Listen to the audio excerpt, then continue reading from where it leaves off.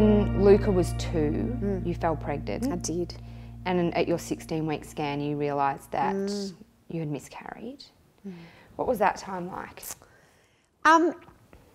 That was like what I'd prepared my whole life to happen in terms of, you know, I've had anxiety, I think, all my life at some level, that belief that something really bad would happen. And it did. And it had been an accidental pregnancy. And, you know, I just remember sitting in the waiting room going, God, you know, laughing with Jason going, we'd only been married a week. Going, you know, it's so nice the second time. I'm not so paranoid. I'm not so anxious.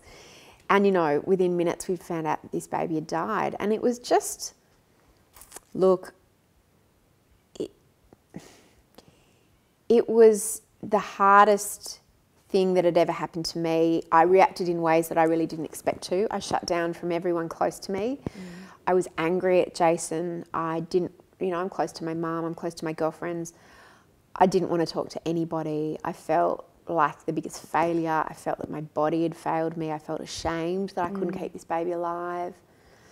And it was all happening quite publicly, you know. They were reporting about it in the paper, and I had to go back into work, and I had, you know, a team of 25 women that I worked with. And, you know, things avalanched after that. I didn't have any roadmap for grieving. I didn't know anyone who'd been through anything similar. I do now, of course. And ultimately, you know, Jason and I separated for a while after that because we got together so fast that, you know, I'd got pregnant very fast with Luca, and we'd moved in very fast, and we bought a house very fast, and we had no foundation. So when the wind blew and tough times, you know, came upon us, the house blew down. Yeah. Do you think it made you stronger though, going through that and getting back together? And yeah, because I think that we chose to get back together, and that was no small choice. And people say, oh, you got back together for Luca, and wasn't that great for him? And we didn't actually. I mean, yes, there were great bonuses for him, but he was also fine. Like, yeah. And kids are kids are better resilient. Off if parents don't want to be together. Totally. And he didn't even remember us ever being together because he was so young when we split. Yeah, so right. It wasn't for him. He was having, you know, when I say he was having a great time, he was full focus of attention at Jason's place and full focus at mine. So it really wasn't for that. It was really because we wanted to be back together. Yeah. And so, yeah, it certainly made us not take our relationship for granted. Yeah, right. Yeah, and understand that it required work, and yeah, we got to know each other better and ourselves better, I think, through the whole process. Yeah, right. Does it ever come up for you now when you think about that baby that you lost? And you went on to have Remy, which was like your... I had Coco next, and then I had Remy because the baby I lost was a girl. Right. So my next baby was Coco. Right. But I never felt that it was the same. Right. You know, I never felt that it was her spirit or anything like that. I just felt that they were very different.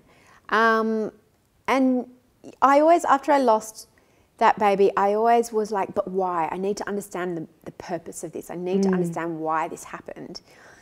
And it wasn't until I held Coco in my arms that I could understand, because I knew that if I'd had that baby, I wouldn't have this baby, and I wouldn't have Remy. Yeah. And Jason and I probably wouldn't have stayed together anyway.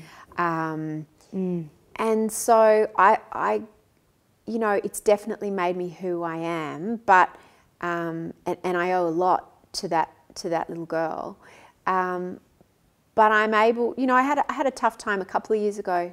She would have turned 12, and I had a really tough year with it. But Coco somehow decided, because, you know, Coco girls just ask lots of questions, and it's quite beautiful. I talked to Coco about her, and her name was May, and Coco loves this idea of this sister that she kind of didn't have, and she likes to think about it. So last year it would have been her 12th birthday, and I felt really emotional about it, and I hadn't felt that way in a long time. And Coco sort of took it upon herself to be sort of captain of the memorial. And she like rang my mum, and I was like, well, it's May's birthday tomorrow, so you might want to make a cake. And then we made a little shrine, and we had little flowers, and my friend Beck Sparrow, who was an integral part of my healing, funnily enough, I was meant to help her because a mutual friend put us in touch about 4 years ago when Beck had a stillborn little girl, her second child. And I'd never met Beck and she'd never met me, but she'd read my book and she remembered what I'd written about losing that baby. And so we just connected and we just were able to talk to each other in a way that we weren't even able to talk to our husbands. And so she really, you know, gave me the gift of, and we became godmothers to each other's little girls. Oh. And she gave me a real gift in connecting with that baby. And yeah, in many ways, she's the only one I can talk to about her and about how I feel, because she gets it. Yeah. Did Jason connect with it at all? You know?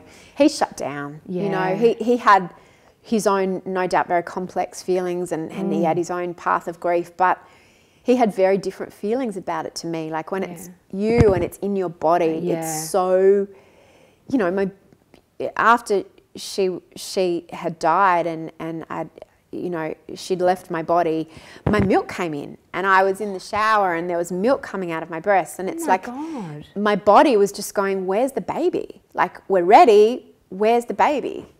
And no one told me to expect that. No, I didn't know that would happen. No, and I didn't expect that either. And so it's such a physical, visceral form of grief when it's you. And it was very, very lonely until I found Beck. There wasn't anyone that I could talk about it with. Thank God. Yeah. So, and that was 10 years later. You know, that was 10 years afterwards. But still, I was able to, heal in a way that I kind of never thought that I would.